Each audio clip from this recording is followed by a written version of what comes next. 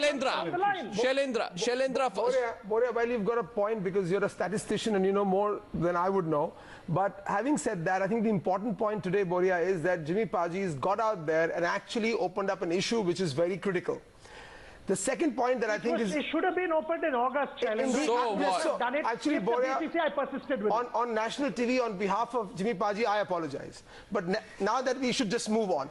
The issue is that anybody in the BCCI or in the Cricketing Federation or the association is not accountable. This is a major issue. So let's assume the hierarchy, how it works. The players are responsible to the captain. The captains are responsible to the selectors. The selectors are responsible to the board.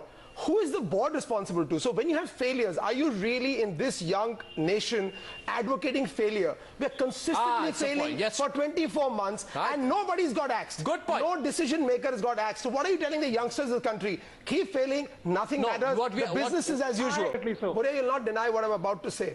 Will you admit that cricket currently is all about money and power? Would you agree? No.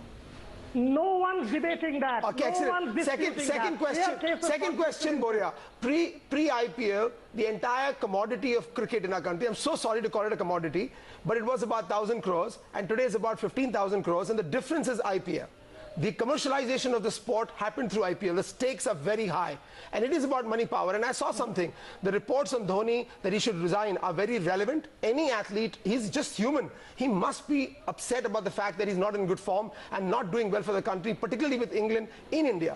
Having said that, look at the economic situation of Dhoni. First of all, why should he resign on his own? He works for the BCCI. BCCI should have the power of sacking him. They are his employers. Secondly, he being the captain, you know and I know both. If he's worth $10 million without captaincy, he's worth $50 million as a captain. So he's got business to protect. He's got position and power. This is about money and power. And somewhere down the line, I'm sorry, but the sport is compromised or not.